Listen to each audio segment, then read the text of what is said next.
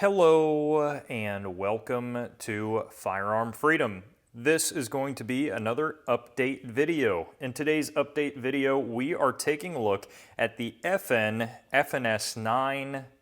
Before we get this video started, I just wanted to give a huge shout out to a brand new channel sponsor, which is going to be Right to Bear. I have been looking at a few different options for self-defense legal coverage for a very long time, and I've come across Right to Bear multiple times. I've seen them on the Palmetto State Armory checkout screens and other things like that, and I gotta say they have quite the setup. They don't just specialize in firearms. That's kind of what everyone always thinks of when they think of quote-unquote concealed carry insurance. Right to Bear focuses on any tool that you may use to defend your life. That could be a knife, your hands, a hammer, whatever else. They are going to cover you and fight for you in court afterwards. And the best part is how reasonable the price is. It starts off just $15 a month or $165 a year, and that's going to get you unlimited civil and criminal defense, psychological support after an event, expert witness coverage, firearms and self-defense training and education, quarterly firearms newsletters, and then also discounts to a bunch of different industry partners that Right to Bear has. Head over to protectwithbear.com, check them out, and thank them for supporting this video. The FNS9L, the one that almost got away. That's what I'm gonna title this video. What a fun story this is going to be about this pistol. And you know, I just took it to the range again for the first time in, geez, I wanna say almost like 6 years? Can that be right? I don't think that's right, but it's been a number of years. I'm a little over 1,500 rounds through this pistol now. There has been some controversy since the last range video that I had on this pistol in which I was raving about the gun, and we will of course talk about those controversies. Why is this pistol the one that got away? Well, if you guys out there that are watching this have any sort of a larger-ish collection of firearms, you know that you always have kind of guns getting lost in the safe, right? They fall to the back, who knows, haven't seen it in years, haven't handled it in years, and this was that gun for me. Along with the debacle that was trying to come up with the money to get the Springfield TRP operator, this was one of those guns that was on the chopping block. I panicked. I just grabbed any gun that I hadn't really touched in a while, and I was like, you know, I haven't shot this FNS9L in a bit, let me grab that. And I traded that into the gun shop, luckily, that I work at, and immediately upon handing over my FNS9L, I got that horrible pit of regret in my stomach. You guys know the feeling, and as soon as I hand it over, I'm like, ooh, don't do that. That's a good gun. Why did you do that?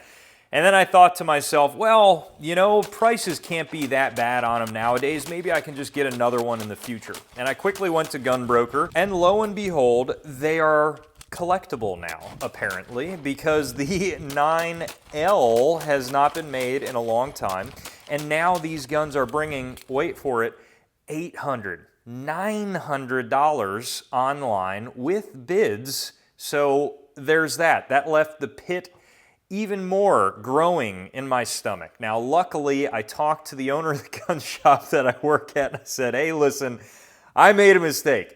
The following day, I essentially pawned the gun back to myself and paid the amount that the shop gave me. Luckily, I work for a pretty great place that allowed me to do that and fix my mistake. And I just paid a little bit extra cash up front for the TRP, and it all worked out in the end. But it's kind of funny how sometimes you don't really realize how much you love a pistol until it's gone, right? Isn't that the story of so many things in life? This pistol has been incredible for me. I have not had a single malfunction of any type. I'm not a huge fan of most FN products. However, the FNS9, specifically the FNS9L, has always been a favorite of mine. When I originally bought this back in the day, these pistols had nothing but raving reviews. Everyone was talking about them. The FNS9L was kind of the new player on the market, and they were in gun shops all over the place. So when I picked it up, I thought, great, I have an awesome pistol. Then came a little bit 320-ish controversies about the FNS9L and specific police departments. It was Arizona and Baltimore.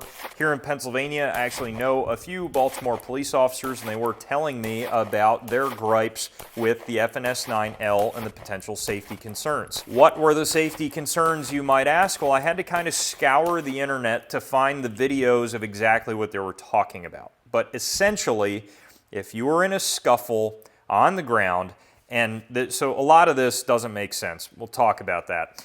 And you press the pistol up against somebody, and it was slightly out of battery. Let me just demonstrate it here for you now. So I'm tussling on the ground. I press the gun up on somebody. You can see how it's slightly out of battery, right? I'm going to pull the trigger.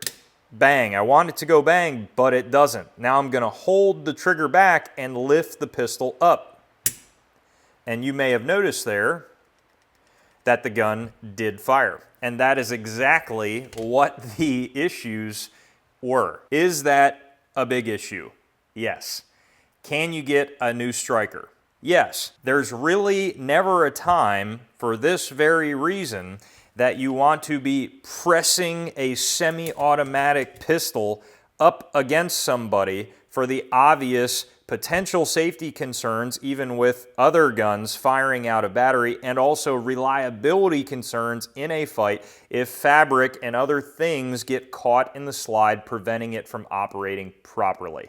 So, you know, I don't know. At the same time as well, let's not forget that if you were in that position and you pulled the trigger, I wanted to shoot somebody, and as you can see, that I was trying to end the threat anyways. So, you know, is it a big deal? Yeah, because essentially what could happen is if you were tussling with somebody and you went down, pulled that trigger, and flipped it out somehow to the other side. I don't know why you would do that with your fingers still on the trigger. I guess if that what-if situation happened, it could cause a problem. Now, I did try to do this with my finger off the trigger. So essentially, the other claim that they made is if you pulled the trigger, finger off of it, it would not fire and it would not reset. And in this case, you can see it has reset for me every single time. I've never had it do that where it does not reset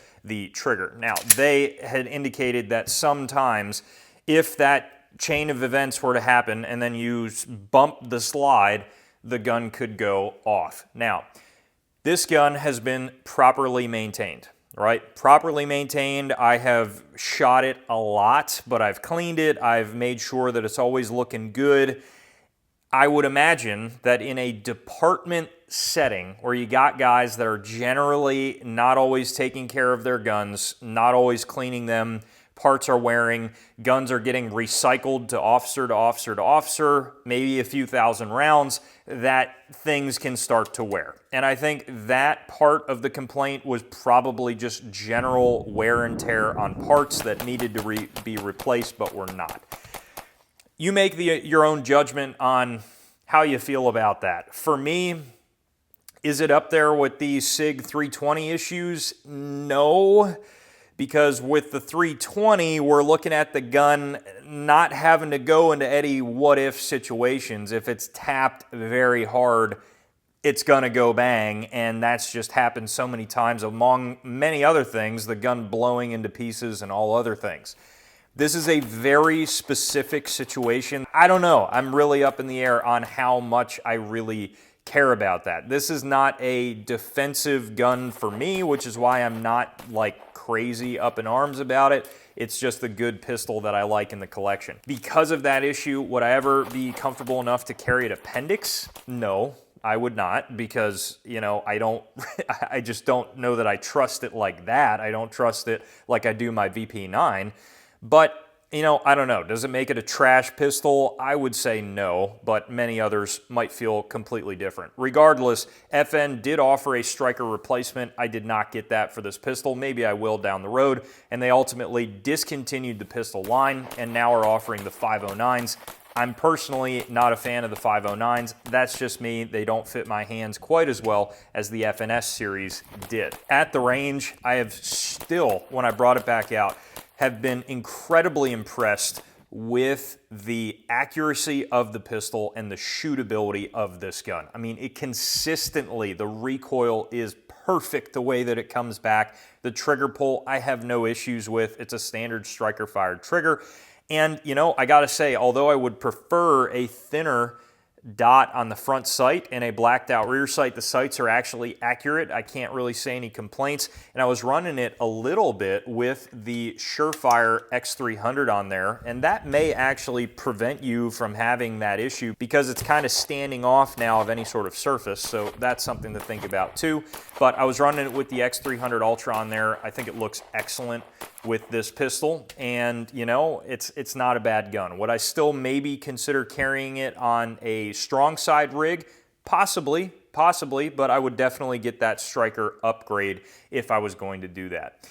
That is going to wrap up this short and sweet update video on the FNS9L. If you have any other questions about this pistol, please throw them down below in the comment section and I absolutely will get back to you.